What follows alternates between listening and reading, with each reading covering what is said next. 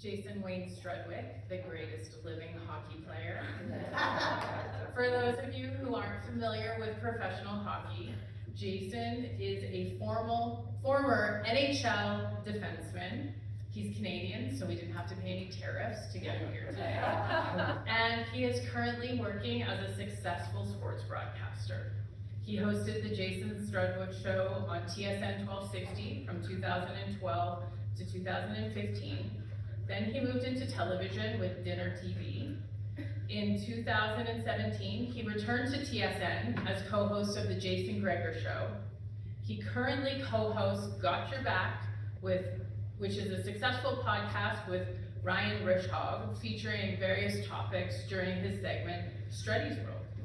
I also forgot to mention, he's just an all-around super cool human being. Jason was drafted 63rd overall by the New York Islanders in the 1994 NHL entry draft. He made his official NHL debut in 1996.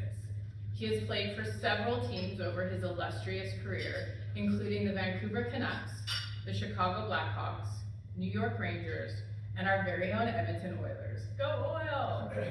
Go Flames! Someone show her out, security!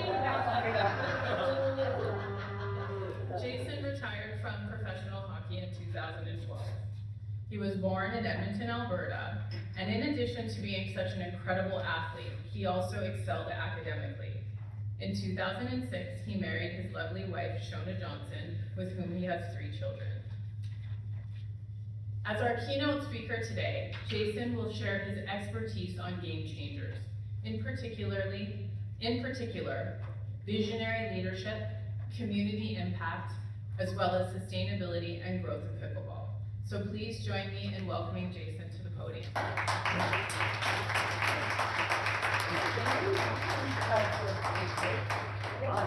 All right, good morning, everybody. Wow, greatest living hockey player, finally. Finally, you're not supposed to laugh when she says that. I thought, some people nodding, yeah, I can see that, I can see that. That makes sense. I gotta say, the energy in this room is incredible. Like, usually I come in, I'm presenting to people after hearing about the Q2 reports of profit or losses, and they're just staring at me like they're dead, and I've gotta bring the energy up here. Well, today I feel like you're bringing the energy. So thank you very much. It's a really cool community. I'm happy to get to know you last night and today, so a lot of fun. Over the course of today, I'll kind of take you through some of my experiences as a player, building teams, things I think that are important when you're trying to approach that. And then after, we can have after about 50 minutes, 60, depends. I love to talk, so my wife says to keep it brief, but that's not really what I do. And then we'll have some time for Q&A or discussion after. So thanks for listening to me. I really appreciate it. Probably shouldn't do this, but Della, when she decided, she wanted to put this together and bring in a keynote speaker, she brings a lot of passion to everything she does, obviously. So she started thinking about what kind of a presenter does she want. So she sat around, she's like, no, let's get someone who really knows their stuff, the details, they can really teach our group. So she and her staff got together and started putting names on a list, and one name just kept jumping to the top of the list. So they called that person, unfortunately that person said no. So Della is many things, including stubborn. So she continued on this journey of finding someone. We're gonna find someone that's really gonna help. So what's the next best quality we want? Well, if we can't learn something, let's just get someone who's funny, who's entertaining, right? Can tell a story, a rock contour, some of the older people might call it. So she's sitting around and she's, again, putting names on the list, and another name she's jumping up the list. So she gets the number of that person and calls them, and unfortunately, again, that person said no. So I mean, 0 for 2, that's a tough night for anybody, but not Della. She dug in. So that's what she does, and she's resilient. So where am I gonna go next? What's the next thing? Can I have someone who really knows their stuff, who can educate our group, someone who's not funny?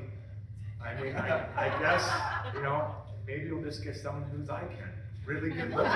So, a little selfish, Della, I know, but that's okay. We all have our own agenda. So who's the best looking person she knows? And so she's writing, names down the list, and these names pop up, and one name, again, jumping to the top of the list, gets this person's number and calls. And I gotta say, I could say no twice, but not the third time. So Anyways, again, good morning, everybody. So, I'll just get kind of a sense of what kind of a player I was. So I did play on 5 teams, charity, outline. I was drafted by the Islanders, and when I was growing up, I was nothing special. And I see a lot of kids in here playing hockey right now in their tournaments, and if you would have seen me play at 10 or 13 or 15, even I guess older, you would never thought that I was a great player. Sidney Crosby, everyone wants to get this guy. And, I was just a guy who really enjoyed playing sport, and I loved playing hockey with my buddies. I was very competitive, and I loved playing. So, my parents never really pushed me into it. My dad and my mom just always made sure I was working hard. I think that's a really good message that I try to put down to my boys, who are more skilled than me. But it's not that hard to really do if you saw me play. I was a stay-at-home defenseman. I was quite mean at times. I'm not mean now. I'm not a guy that would, lose it or road rage, but on the ice, I was a different person. I was very angry. Well, not very angry, but I was intense. One of my roles on the team was also to contribute to building a team, right? They call it a glue guy. Now, I would have rather been known as an elite goal scorer than a glue guy, but we all have to pick our battle. And that was my role. I didn't go into my career thinking I wanted to be a glue guy, but it evolved, and I started understanding, seeing qualities in players and teams that I liked. Especially as I got older, I really kind of got it to the point where that was my job. So I played for the Islanders for a short amount of time, and that organization is terrible. Sorry if there's any Islander fans here. They're never going to win anything. I know they won in the 80s, but I could live 1,000 years. I don't think that organization will ever figure it out. Then I moved to the Vancouver Canucks, and we were a youngish team and trying to figure it out. And really, I don't know if anyone has ever seen the movie The Legend of Bagger Vance? Yes. I think it's Will Smith, I think is the caddy, and then the other really good looking guy, Matt Damon. Matt Damon is set, I think, during one of the wars. And anyways, this guy is a great golfer. He goes away and he comes back from the war and he can't swing. He's lost his swing. So all of a sudden, Bagger Vance, Will Smith shows up and he does it.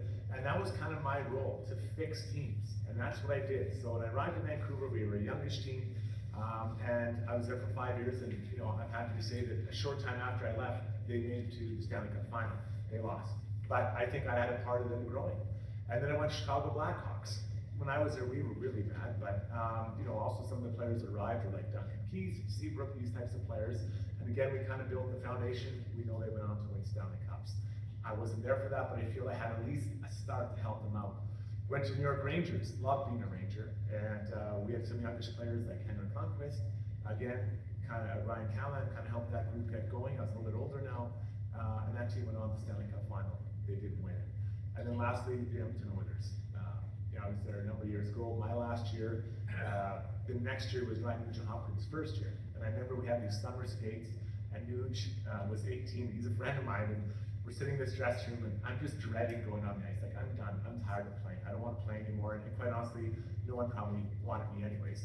And I'm sitting in the dressing room trying to convince myself to play, and I'm looking at this guy who's about 170 pounds, doesn't have a facial hair on his face. And he's like, "Hi, I'm Ryan." I'm like, "Yep, I know you are." And Jason's like, "I'm so excited to be here." I'm like, "I'm not, actually, I'm not really, I really don't want to be here." And he's like, "Well, that's weird." I'm like, "I've played a long time and my body hurts." And but anyways, that team is now growing, and they're on hopefully the edge of winning the Stanley Cup.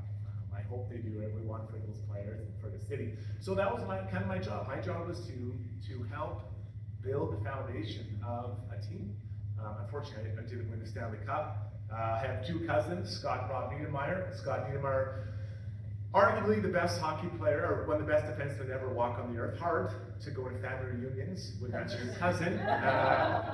Rob was a good player, but not much personality and not very attractive, so I didn't worry about him. But the other one, Scott, was an amazing hockey player, very good looking, but again, not the best personality. But you walk into a room and the 3 of us would be there, and I'll never forget this. Family reunion, and someone comes up and says, "Hey, can we get a picture?" I'm like, "Yes, someone's finally recognizing me as an NHL player." They're like, "Here's the camera." I'm like, "Oh my God." And so I go over, I take a picture, and my cousin still to this day give it to me. So that's kind of the family background. That's who I was, and I just kind of want to give some context so I understand when I start talking, where we're kind of at.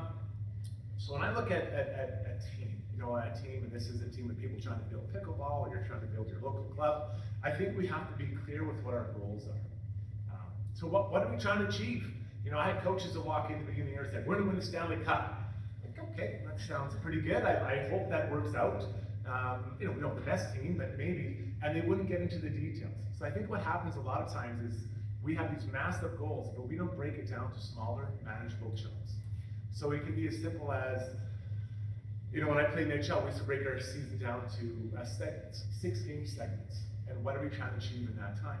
You know, so for a club, it might be a 6-month goal, it might be a month goal, it might be whatever, an 8-week goal, whatever it is, but what are we trying to achieve? And then, you know, how do we get there? You know, what are we trying to achieve and trying to figure it out and let people know? I don't think as a coach it makes a lot of sense to have these goals, but not telling you what do you want to do. So again, in these segments, our coach would say we want to have only, let's say 6, so usually you don't want to give up more than 3 goals a game, so we'd say instead of 18 goals, let's try to have 17 goals against in those 6 games. And it was very clear, keep it on the wall, and we could see how we were doing. And some segments was good, some were bad, but we had a goal to shoot for. And for me, I think it's those manageable goals makes a lot of sense. Are the goals achievable? You know, the coach that comes in and says, Jason Strudwick, I want you to score 50 goals. Oops. Man, are we counting warm-up? Like, you know, I think, and morning skate, all right, I didn't score that much in warm-up either. But, you know, can we do it? And I think that's, again, it has to be achievable goals. You know, now I have young kids and I coach them in hockey. I coach a lot of kids in different camps and things I do. And you can't ask someone to do you can't ask someone to do something they're not capable. You know, I can't ask a bit of a defensive defenseman to become an offensive defenseman within a short amount of time. And what happens, they become frustrated and they'll get down on themselves. So if you're starting a new club and say, we want to have 1,000 members by Christmas, I love the energy. You know, might be a tough one. You know, might be a tough one. They might get down. It's just like when someone says, you know, I'm going to go on a diet. I'm going to get in shape. I'm going to lose X amount of weight. Well, that's great, but let's just start with the first 5. Don't worry about the next 5 after that. So I think that there's a way to make sure that you're trying to do achievable goals. Doesn't mean you don't shoot for the moon, but let's get some so you can tick it off and feel good about yourself. Again, I go back to the goals against in those segments. I loved it. When we achieve, you feel so good about yourself. Okay, we're on the right track. And if you missed it, okay, well, what did we do wrong? And let's revisit what we did wrong so we can do better. So I think knowing what your goals are and making sure that they are achievable and that they're manageable, I think that's really important. Within the team, you obviously have your goals, and then you want to make sure we understand our roles within a team, because everyone has a different role in any organization. You know, you look at an NHL team, we'll use Oilers for an example. You know, Connor McDavid's job isn't the same as Evander Kane's, but both are really important. You know, Jacob Walden, the defenseman, his job isn't the same as Ekholm, but they're both really important. So you have to understand what your role is, and can I perform my role? So, you know, when I was younger, I was a pretty good skating defenseman. I went from the minors, from junior to playing the minors, which is AHL. And I quickly realized that I wasn't strong enough. My first game in the NHL was an exhibition game, and there was this guy named Scott Mellenby. He was really big and strong. He was maybe a 10-year veteran. And I remember I'm gonna let this guy know that I'm here. I'm gonna announce myself with authority. So we had a penalty kill, and he was standing in front of the net. I went to cross-check this guy, and in junior, I'd sent the player flying. And this guy didn't even move. He's like, oh, jeez. I didn't even know you're playing today. I didn't even know it. And talk about how many, like, oh boy, this is a big problem.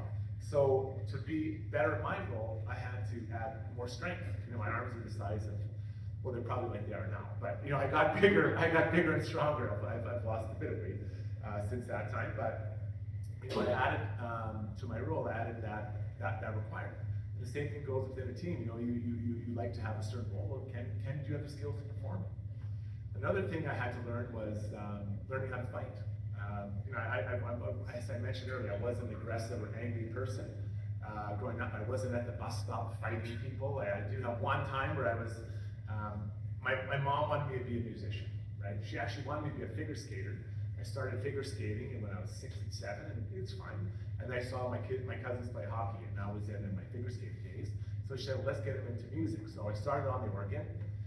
I'm not sure if anyone played the organ, but let's just say it didn't really help with the ladies too much. You know, let me get the organ out and I'll play a beer barrel polka. No one was really too excited. So I moved on to a way cooler instrument in junior high and high school, the trombone. And, you know, anyone else play the trombone here? Someone else? Yeah, it really helped the ladies as well. Let me get my trombone now. So anyways, I used to have to carry this trombone to and from school all the time, and at the bus stop, these kids would make fun of me all the time. And I'm like, I don't really want to do this either, but just leave me alone. Like, I would just ignore them. And one day, these two guys, they jumped me because they're trying to steal my trombone. I'm in grade 11, and I remember I'm fighting these guys off, thinking, I don't even want this trombone. Why did I fight these guys in the first place? I don't even, like, just leave me alone. I don't want this either. So anyways, I had to go home and explain to my mom I had some cuts in my face, and she's like, did you lose the trombone? I'm like, no, I kept it. I fought them off. But, so anyways, I'm not an angry guy. But, you know, I had to learn, acquire the skill of fighting. So I'm not an angry guy. To give you a bit of a sense, in junior, I played 2 years of junior in Kamloops, and maybe each year there I had maybe 8 or 9 fights. And that may sound like a lot to people who play pickleball, although I see the odd fight in pickleball. And that is a surprise, those videos.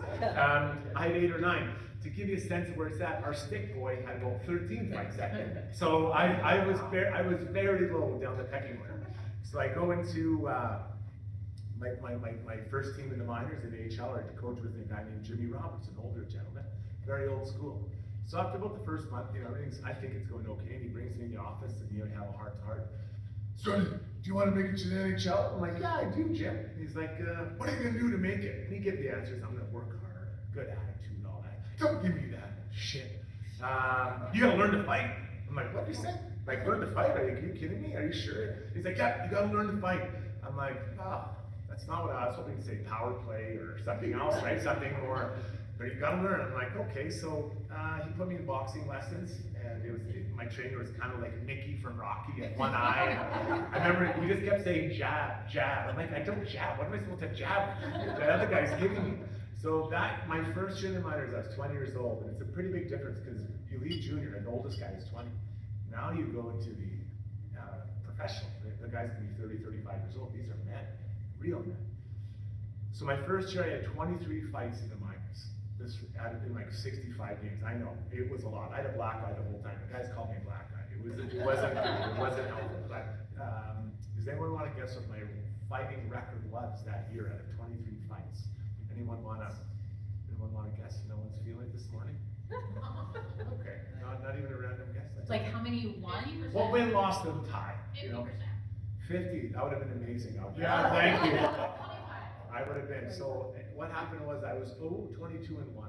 And the only person I beat was a smallish human hobbit, if you will. And I remember he, you know, if anyone's ever been in a fight, usually if you ask someone, you kind of want them to look like a little bit scared. And you're like, okay, I think I can beat this guy. Well, this guy did something, you know, some perceived slight toward me. And I just said, let's go. But he's like, oh yeah, let's do it. I'm like, oh my God. Little man, you shouldn't be so angry. So we dropped the gloves and all, you know, hell's breaking. It's just like, if you've never been in a fight, it's chaotic. All hell's breaking loose. You're not sure what's happening. And then we both on the ground. And I remember we were this close. He's like, are you okay? I'm like, I think so. Are you okay? I think so, because our rep was honest, right? And we jump up, and I'm like, oh, I don't think I got hit that time, you know? And so we go into the penalty box, and I'm sitting there for 5 minutes. And I sat there a lot that year by myself, just revisiting my life choices. And I come to the bench, and the guys always cheer, right? And I sit down on the bench, and my assistant coach comes down, he's like, great tie. I'm like, thank you. I was so happy. I was so happy. So it was tough. It was tough. So a tie, it felt like a win. But thank you for saying about 50% of those. That would have been very high. I'll show you one more story against a guy that is really tough. George LaRock. Is anyone familiar with this guy? George LaRock. Wow. So my next year now, in the minors, again playing, and George comes into the league. George, if you're not familiar with him, he is taller than me and thicker than me. He's everything more than I am. Like he's an amazing guy. I didn't know him back then. So we had a tough team. We were now playing in Kentucky. And this guy, George, has beat up everybody, which he did pretty much his whole life. He beat up everyone on our team. And then I was the last guy that could do it. And I remember sitting in the dressing room before, and the guys are like pumping me up. Struddy, you can do this. You've got long arms, and he has a glass jaw. I remember this guy telling me he has a glass jaw. I'm like, you're right. I can do this. this. I can't, you know, the innocence of youth, the arrogance of youth, really. So I'm like, I go out there and I start a fight. I slash one of their smaller players, this guy named Ralph Internuvo with a huge nose. I'm like, he goes, you're gonna die, Strudwick. I'm like, no, I'm not. He's like, George's gonna get you. I'm like, I got it. So we line up and George goes, we're going. I'm like, yes, we are. So the puck drops and my gloves drop. And my gloves are barely on the ice, and George already has them. Like, oh, I'm in trouble. Like, I knew what I meant. He grabbed me. It was like, you know, me grabbing a 10-year-old, and he was throwing me around and just wailing away. And I'm trying to get out of the way, ducking and weaving. You know, jab, it's not working, right? And so I'm dodging. I turn my head away, and he's just in the back of my head. And turn back. Are you done? He keeps saying, no, you're not done. Okay, let me know when you're finished. And he keeps running. Finally, his arms get tired, and he's like, I'm done. I'm like, yeah, me too. That's what it's called. So it was at the end of the period, so you have to go off. So I went off the ice and sit in the dressing room, and it's lonely again. It's lonely when you lose. You're in the dressing room, sitting there for a few minutes, and nothing. And you're just like, God, that was a beating. It's embarrassing, right? And all of a sudden the guys all come in and they're all like, good job, Struddy, good job. That's what you say. They're like, it wasn't actually. Like, don't tell me that. I know it wasn't good. So anyways, now it's time to go back out, and I've got to put my helmet on. And I hadn't had my helmet, obviously, since it got knocked off, repeatedly getting hit by George Scott. So I slip my hand on, and I can't get it on because I have so many bumps on the back of my head. I'm like, I need a bigger helmet. That's the biggest one we got, son. So I think they just took a garbage can lid and just taped it, and I get out there. And you know, George the Rock and I played against each other countless times after. And we both knew that he was way tougher than me, and I'd never fight him again. So I'd go and he was like, do you want to go? I'm like, no, I'm good. Let's keep this moving, keep it moving. There's no way I was doing it. So, you know, anyways, adding the skill of fighting was something that was not natural to me. I was not that person that was out there fighting. And sometimes, when you're within an organization, you're trying to complete a role, you've got to be open to acquiring new skills. I'm guessing that any new skills that you acquire won't be quite as intense as learning how to fight. You know, I think we're all probably past, unless the pickleball battle really rages, but I think we're all past that. So I think there's other opportunities for us to grow as people. And, you know, I know without fighting, I wouldn't have played in the NHL, and that was my own choice. And luckily I didn't have many concussions because I got better at bobbing and weaving than I did earlier in my career. But I think it's important to be open to new ideas, taking on new challenges and new skills. And it's scary, really scary. You know, just playing a new game is scary, but learning new skills, it can be a big challenge within that. You know, other skills I had, I spoke about getting stronger. So my career went on, I played with a guy named Jaromir Jagr. Now Jagr is arguably one of the top 10 greatest players of all time.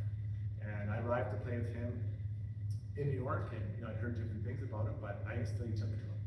But the thing that blew me away were how big his legs were. His bum was massive. Massive bum. Like mine looks like, you know, 2 apples on a surfboard, right? Like, it's not like that. It's nothing special.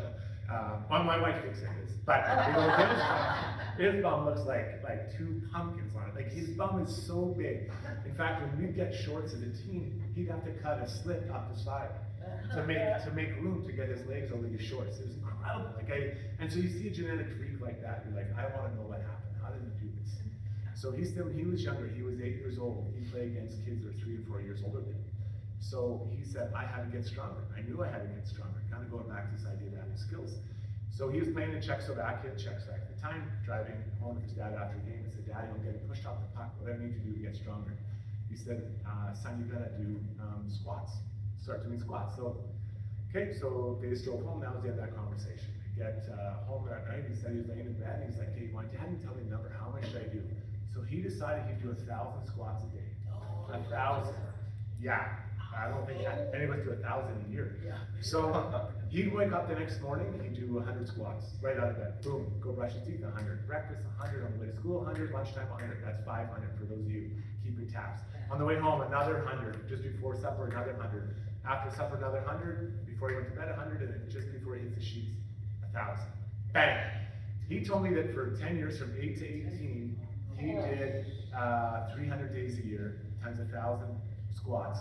Times 10 years. So the math gets pretty big. That's why he has a big leg. So I was all pumped up. I'm like, geez, here's a chance to add another skill. I'm like, yikes, should I be starting now? He's like, no, it's too late. Your legs are skinny. I'm like, oh, geez. it was embarrassing though. Like when he came around, I put sweatpants on, right? His legs were, and we were in pretty good shape. But again, there's a guy or a person who saw an opportunity to add a skill or add something different to his life and took it on. And it's not easy. Like making change or adding new things isn't easy, but it's so worth it.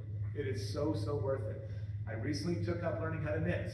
I decided I need to have something different. Oh, and the fellow knitter. There she is right there. I like to do a few of the drinks, not so much the darts, but I'll have a couple of them. So that's what we have to do. Yeah, so my mom said, let's try something different. So I started knitting. It's neat. Like I don't, it takes me a long time to knit anything, but it's just the idea of trying something new and challenging yourself. And I don't want to be that person that you can't teach an old dog new tricks. And I'm trying to branch out and challenge myself so my kids can see that. As they go. So the roles we talked about, acquiring new skills, I think it's also important for us to respect each other's role within a group of people. As I said, Connor McDavid is widely acknowledged as the best player on the team, but Jeff Skinner, who played his second game in the playoffs, scored a both big goal for the Oilers. Both are important. And I'm sure that Connor wasn't looking down saying, oh, you haven't played much. He knows that you need them. So just like with that on an NHL team, you need that within your group. Everyone is required. I look at the dynamic between the St. Albert president, vice president, principal. Were you a principal? Yes. So, oh, geez, okay. And actually, it's all adding up. No, it's all adding up. But you can see a cool dynamic between the two. They value each other's opinion and their efforts. And I love seeing that. And I've seen that through a lot of different talks we've had over the last couple of days. So understanding each other's roles, understanding and appreciating them is really, really important. I often found that when I played, people would say, well, I want more ice time. Okay, I get it. But with that comes a lot of responsibility. Because if I'm going to give you additional ice time as a player, you have to deliver. So you have to make sure you have the skills, you make sure you have the ability to do it, and you have the desire, because it's preparation to do it. And I played with a lot of teammates who wanted more ice time. The coach would give them that ice time, and they would fail. They were unable to do it. Being Connor McDavid isn't easy. It's not an easy thing to do. There's only one on the planet, but everyone wanted more ice time. I had a conversation with my coach, Tom Rennie, when I was with the Rangers. I was having a very good year for me. Again, he's not a standard Norris Trophy winner, but it was for me really good. I was playing like 50 minutes a night. So I had a meeting with Tom Rennie, as he often would. He brought me in, he said, how are you feeling? Like, I'd like to have more ice time. Okay, sounds good. I'm gonna find you more ice time. So we went, I remember the next day we went to play the Islanders, and again, I played around 15, 16 minutes. I got up to 23 minutes, and that is a massive increase. Now, to be fair, we were given a pretty good beating, but I was playing, I was almost every other shift.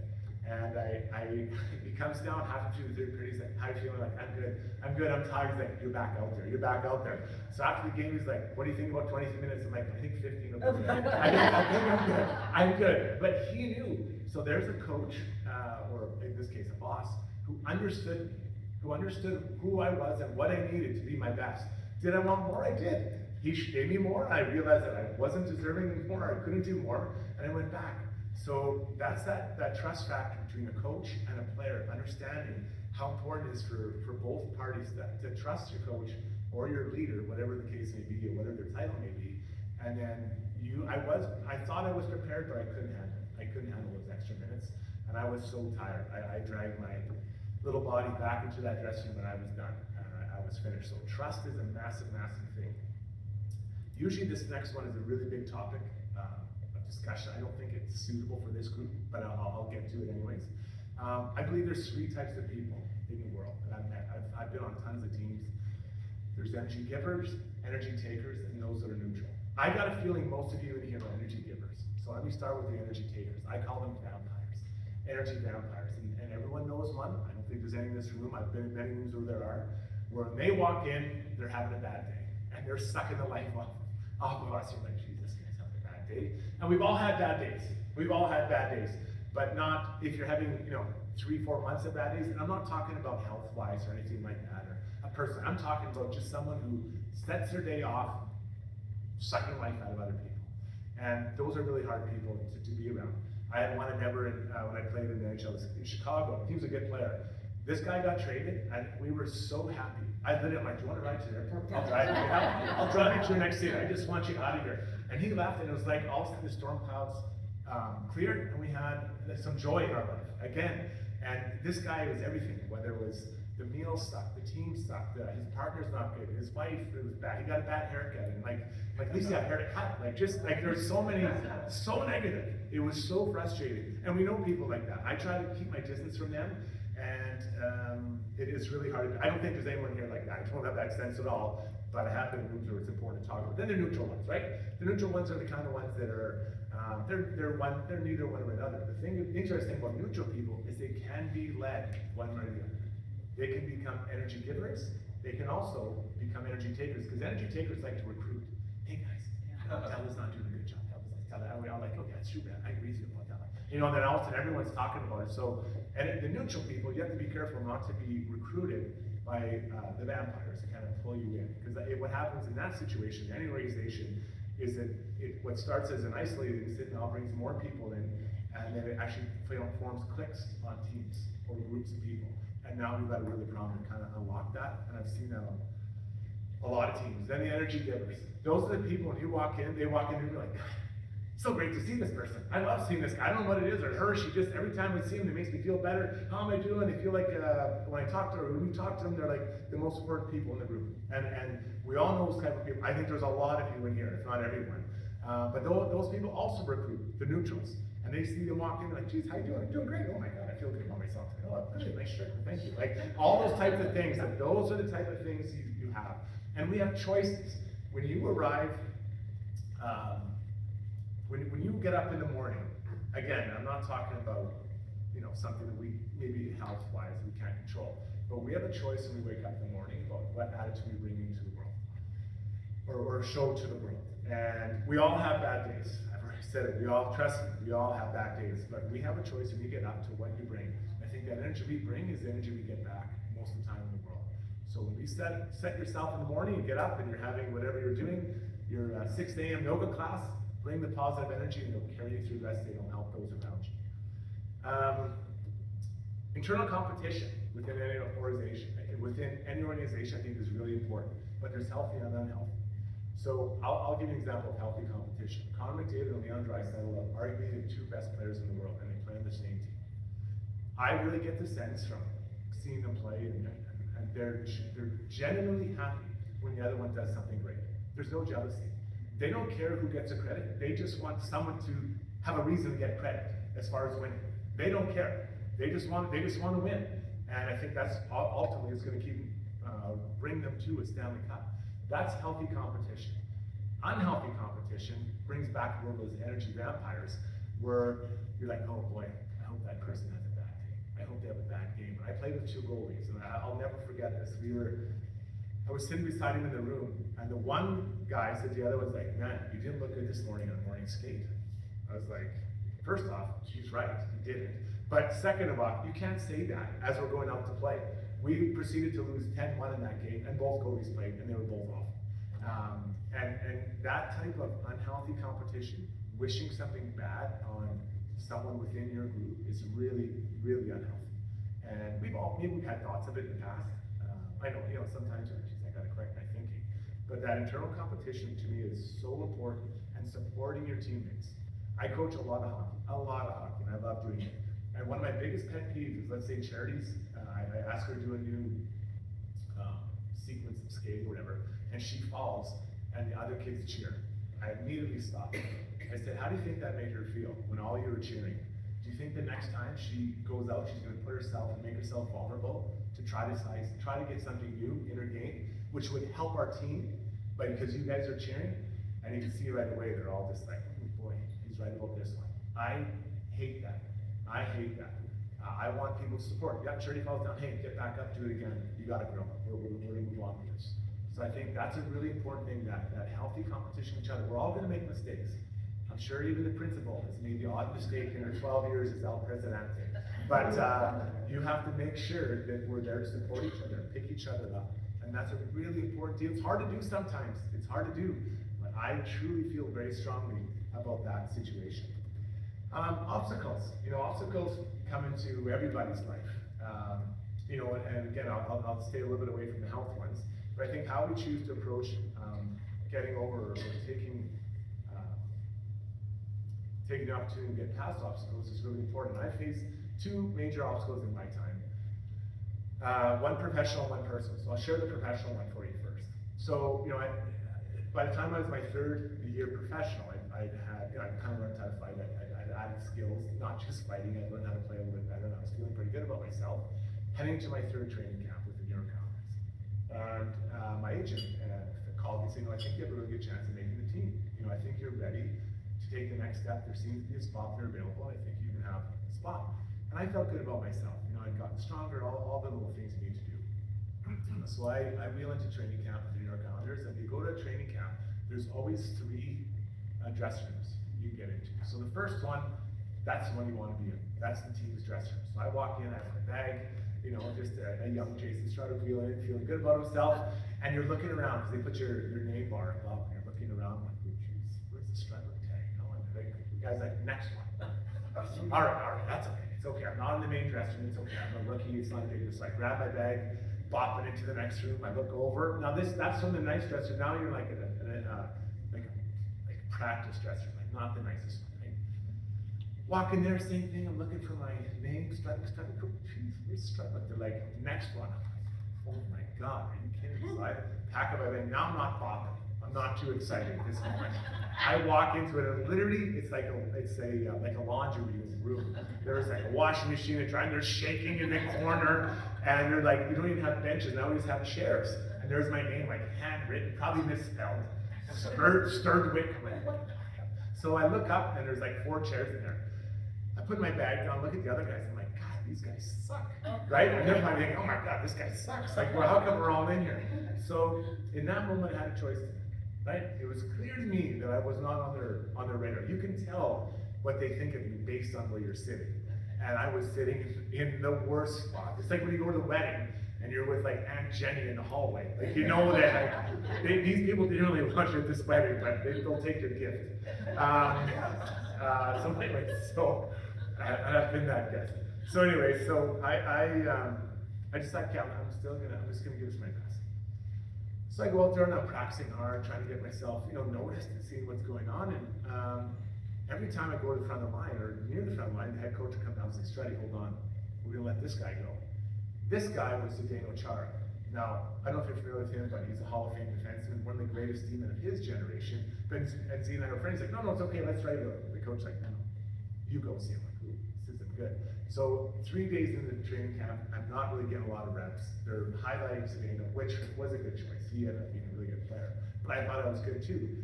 So I'm just waiting for my opportunity to show what I can do, that I can play. I thought it came when the assistant GM came up to me and said, Struddy, can you play in a rookie game? We're a little bit short. I'm like, a rookie game? Those are for rookies. So I was 22, 23. Generally speaking, rookies are for like people like, younger, like, maybe 1 or 2 years pro. And I'm like, okay, this is my chance to show what I can do. I'm just gonna go and make it happen. It was against the New York Rangers, big rivalry, like Calgary Edmonton type of rivalry. So I walk into the dressing room now, and I look around our room, and it's the Hobbits. It's very small humans. I'm like, oh please God, don't tell me this is what's happening. I'll go look at the Ranger lineup, and it looked like something out of like WWF wrestling. It was like guys had to make it like the Animal, the Hammer. I'm like, oh my God, I know I'm here. But you know what? This is what they want me to do. I'll go out there and do what I need to do. So I wheel out there, and they didn't really want to play hockey. I may as well just left my stick there. But I had about 6 shifts in the first period and a half, and I fought 3 times. And by now I learned to fight, and I was pretty good. And I kicked myself out. I'm like, I'm done. So I walk out of I skate off the ice, and my face is actually looking pretty good. My hands are messed up. And I walk off the ice, and the same assistant general manager's like, hey, Mike Milbury, the GM wants to see you. Right now, come talk to him. Like, yes, this is it. He's finally going to recognize that, like, I've made it, and I'm a better player. So I quickly shower, ice my hands down, whatever. I run into his office, and I barely get my bum in the seat. And he's like, "You're being sent down." He's like, "You'll never play in the NHL." I said, "He did. We could try to trade you. No one wants you. You can look for a trade, but no one will want you." To me, you have 2 choices. Go down, have a really fun year, because this is your last year of professional hockey, and then get ready, because next year you either have to become a coach at 23, or go back to school. And I'm just like, I just fought for you 3 times, and you're just tossing me out. He's like, here is your, they used to give, well, you guys, most of you remember, they used to give like your airline thing, here's your tasks and all that stuff. you're out of here on the next flight down to minors. Thanks a lot. So I walk out of there and you're just head spinning. I'm sure some of you have had messages like that before. And so I remember I called my agent and he didn't answer, and I just blazed him on the message. I don't remember what I say, but I wasn't yelling at him, but you're just mad, right? Lashing at someone. I call my parents, and they're a million miles away in Edmonton, and they're trying to, console you and just keep working and all the usual stuff, but you're just mad. You're just mad. So the next morning I get on the plane, I'm flying to Kentucky, that's where our team was. And I remember I had an epiphany. I'm like, I'm really close. And I wasn't one of those people that thought I was better than I was. Like I knew where I was at. But I know I'm close. I'm really close to making it. If I listen to Mike Milbury, I'll just go down there and not care, not try, and I'll be out of the game. But I know I can make it. I know I can do this. So I get there, I decide I'm gonna give everything I can. I had, but it was double down some more. And sometimes it's funny how fate intervenes in our lives. So I arrived there, and the first day of practice, we had a new assistant coach. Vasily Tikhonov was his name. His dad was named Viktor Tikhonov. He had been the head coach of the Russian teams, and they were so great. And it's crazy how it is, and after a practice, he pulls me aside, he's like, Jason, I think you're really close to making the NHL, but there's a few things you have to work on. If you commit to working with me every day, I will get you there. I'm like, I'll do whatever you need. Like, I'll do anything. So he and I would go on the ice 30 minutes before every practice, and we stay out 30 minutes after. And it took a while, but all of a sudden my game started flowing better.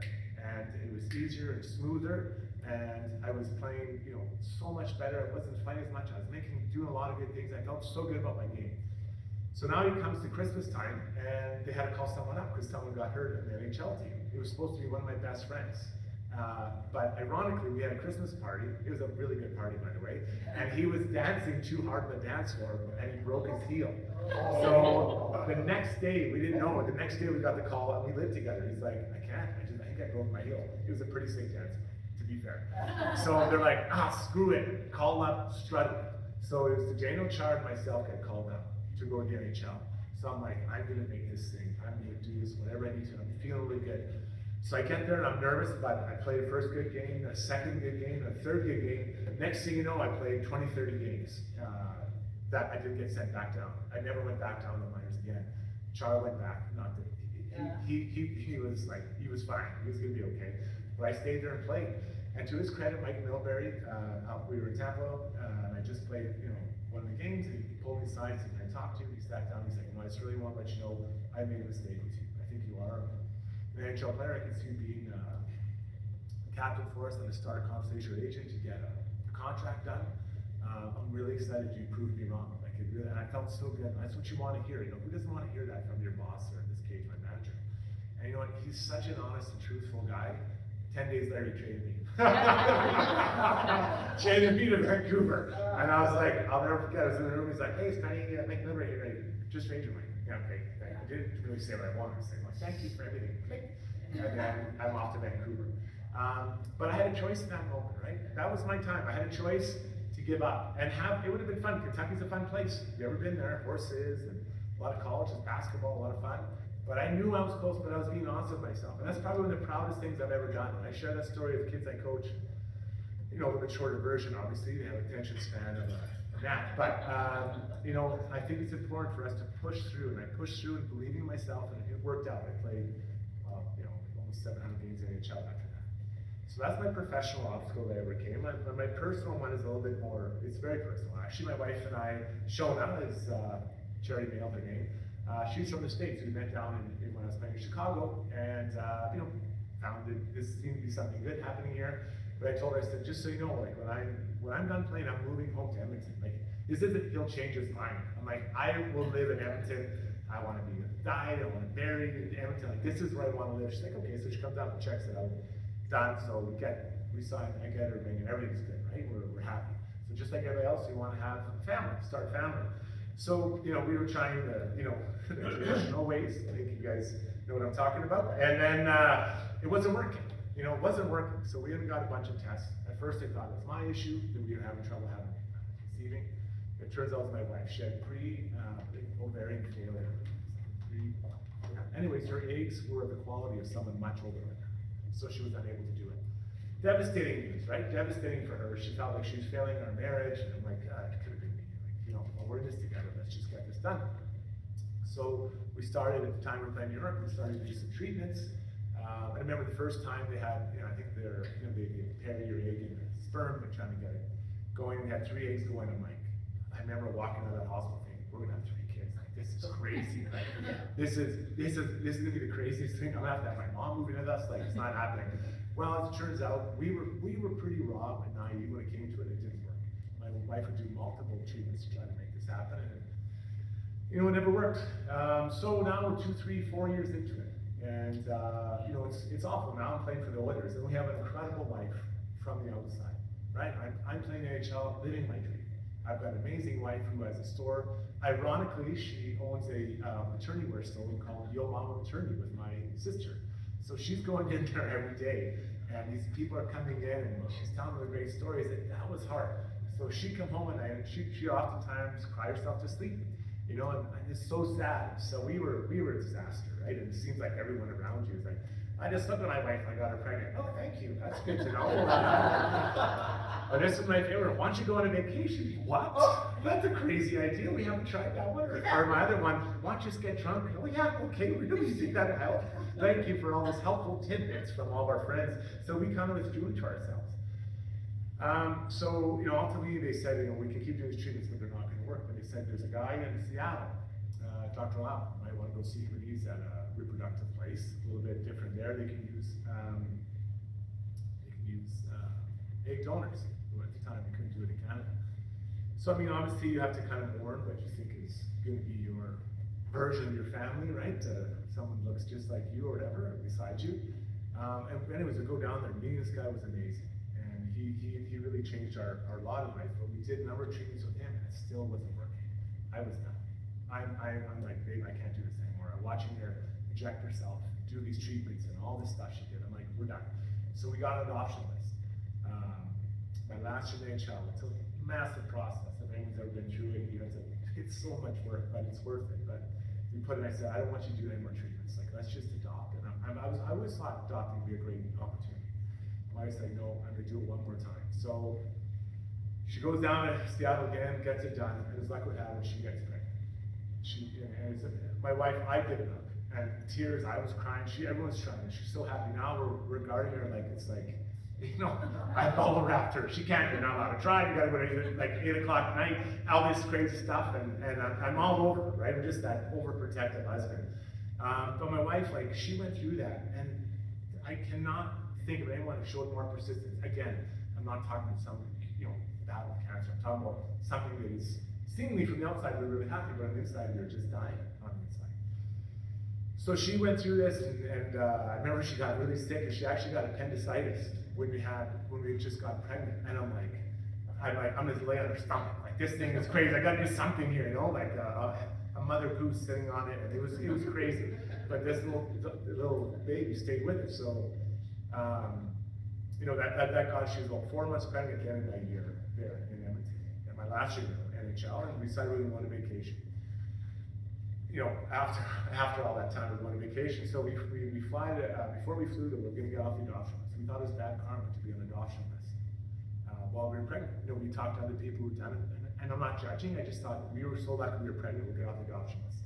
So we call the guy. I call him like, hey, it's Jason. We're pregnant. He's like, okay. What does that mean? He's like, I think we should take our name off the list. He's like, Jason, listen. There's nothing that says you have to do that. Just think about it over the weekend and call me Monday. I'm like, well, we're gonna be in Hawaii. He's like, yeah, there's phones there. Like, that's a good point.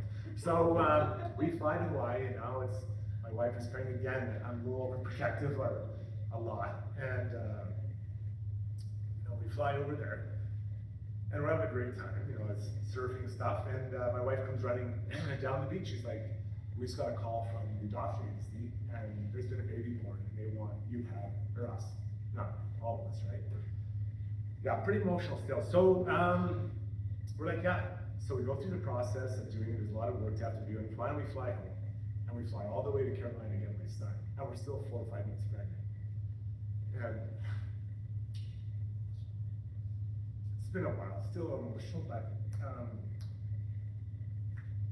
yeah. So anyway, so we get there, we get our son, and we fly home, and best day of my life. No idea what we're doing, right? Like, I didn't have anything. I remember we went to Target. I think I filled 3 baskets. I think I even bought like a basketball. I don't know why I bought it. But I didn't need it. We'll probably play basketball one day, right? You know?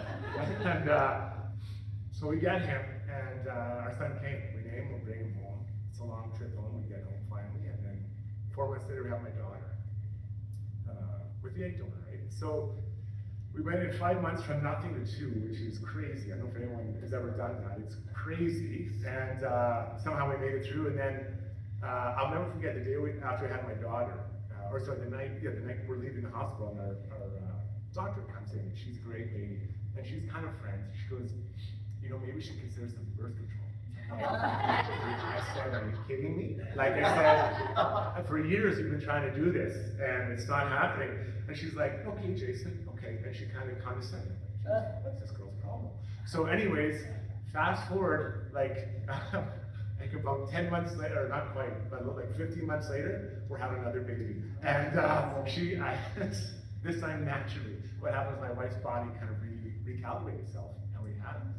And I remember, now we walk in and see her again, she's like, did you need the birth control, Jason? I'm like, no, but I need a vasectomy right now.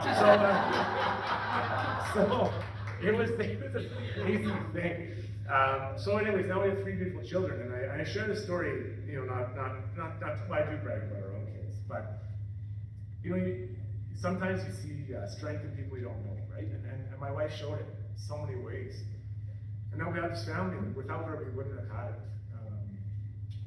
Yeah, crazy. So those are my 2 overcoming. Obviously, one's a little more emotional. The one, the hockey one, I mean, it doesn't really matter. Although I guess it got me here today. But the personal one's the one I'm most proud of for my wife, and you know, that's why I love her. Okay, just a few more minutes here as I bring you home around third base here. Motivation. You know, motivation. People ask me all the time, do you miss playing NHL? I'm like, hell no. I'm tired. I'm tired of competing. If I was playing pickleball for you guys tonight, I'd probably be the least competitive person out there. I'm tired. I tried so hard for so long. I don't want to try anymore. I just want to sit back and, yeah, if you hit it to me, I'll hit it back. I played tennis, pickleball, golf, same thing. I just want to have an easy one. But motivation was a big thing for me. I still talk to kids about it all the time. And a lot of times I try to read books, biographies about people who achieve great things, both whether it's politically or, you know, internationally on, you know, generals or things like that. And I read one about a boxer, Joe Louis. I'm not sure if you've read him. He's arguably the best heavyweight champion in the world. This guy had a really tough upbringing, really tough. I mean, he was the opposite of me. He fought a lot, right? Not for money, it's fighting. Then someone recognized he had some skill to be a great fighter. So back then they fight every weekend. And he started working his way towards being a top fighter. And he was very motivated, trained hard, and showed up all the time. So after many years, I think it was 27 wins, he gets a chance at the championship title of the world against a German named Max Schmeling. And this guy was bad. Like, I guess in the kid's hip way, he was really good. Like, he was a really good fighter. So Joe worked all his life to get to this point. And they have training camps in boxing. So you go somewhere, they get your team together, and you train. So Joe decided he was going to have his training camp near a golf course so he could golf. Whereas Max Schmeling had his, like, probably underground somewhere, the salt mine, like getting ready. So instead of training properly, Joe golfed a lot. And as it seems to be pretty well established, your golfing isn't really a workout. You know, so when Joe got to the fight, he wasn't ready for this fight. And he got beat up. And in his book, he talks about how that was the biggest disappointment, the biggest moment of clarity in his life, where he understood that you have to be ready all the time, because the guys or girls you're going against will be.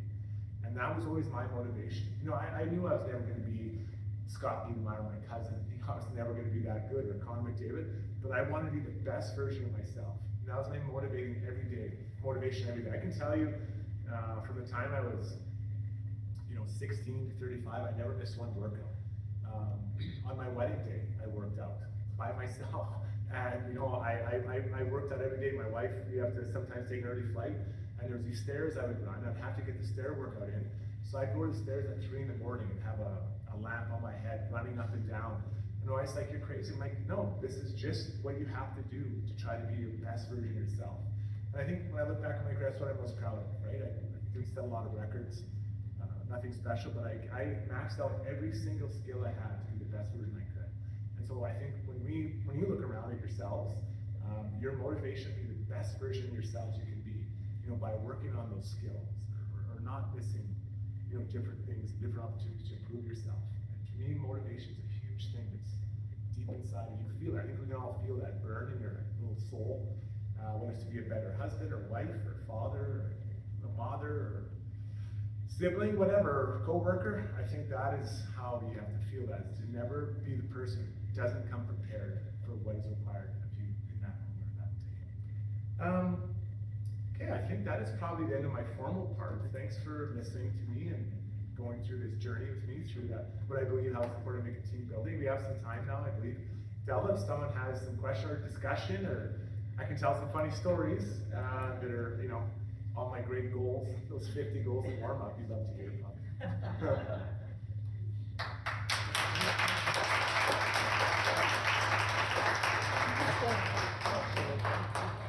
That was fabulous, thank you. I know I was inspired, I was taking a bunch of notes. Thank you so much. What an incredible human being you are. I appreciate that you trusted us and you valued us enough that you could share, some personal experiences as well. That's what we are all about. We're family. We're a pickleball family in Alberta, and we welcome you, and we would love for you to join all of our clubs for pickleball. Today, I know I was inspired, and I know some of you were as well. If you would like to stand up or from your seat ask Jason any question, feel free to do that. Don't feel like that you have to, but I was inspired, and so if you took something away from that you think would be valuable to your club, you can also stand up and share that. Is there anybody that would like to do that? Or yes. One question. How would you deal with the person whose energy taker you were talking about? How do you deal with somebody like that? Yeah, it's tough. I mean, because they do have a lot, they tend to have big energy, and they tend to have a lot of clout in a room, I find, because they are quite loud and brash. As I got older, we tried to isolate them a little bit away from the group, and then so they don't affect others within that group. I think that's the scary thing, is when they start affecting others' mindset about a teammate or a coworker. So I would try to isolate them a little bit, and quite honestly, in the NHL, they find out and they get rid of you. Really, it doesn't last very long, but in the real world, it's not that easy to just trade, Steve to whatever, Pickleball Manitoba, which maybe some people like to. I don't know. I don't want to talk. Maybe that's a trading that works already. But I think that trying to isolate them and not let them affect others, because I've never seen one change. But also I was with them for a pretty short amount of time. Yes, sir. You said your role in hockey was sort of being a team builder, and I can see from your personality how that could happen. Yeah. But what did you do to play that role? Well, it wasn't, I didn't set out to be that. As I mentioned, I wanted to be a great player. I wanted, people to, you don't grow up thinking you're playing street hockey. Oh man, I hope I'm the guy on the bench that makes everyone feel happy. That's not what you wanted, but I think you start to find your niche. And I was lucky to play long enough, so I found my role. But it does come naturally. I do love people, and I'd always try to help those that I felt were maybe struggling, not struggling, mentally, but just, within their hockey with some confidence or not feeling part of the group. Like every team Mark Messier is one of my idols I got to play with. And I got to play with him really young in Vancouver. He'd walk we'd get off the bus today, so this is what happens. Let's say you fly to wherever, Dallas. You get on the bus from the airport to the hotel, and you walk in, and you're like, hey guys, and Mess would be like, 6 o'clock in the lobby, we're going for supper. What? Like, he's talking, like, me too? Like, you're like, you sure you want me? So I'd be down there at 6 o'clock, like, waiting for everybody, right? And then that's like, let's go for dinner. And so that, having everyone included like that by Mark Messier had such a big impact for me. So after I got over, I'd do the same thing. I'd be like, 6 o'clock in the lobby, 6 o'clock in the lobby. And I actually played on a team where they would say, hey, Strudwick, 6 o'clock in the lobby, but don't bring this guy.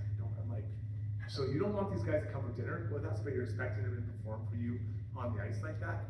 And I was like, okay, that is wrong. And it's a funny story, and I actually don't remember this, but Chris Knobloch's the head coach of the Edmonton Oilers. And when he came to New York, I was in New York, and he came for training camp, and I didn't even know that. And we interviewed him the other day, and he said, Strudwick, you probably don't remember this, but I was just a young guy, And, you know, you came up to me and said, hey, you guys, let's go for lunch. And I guess I bought him lunch, which doesn't sound like me. I think he's, you know, pretty cheap.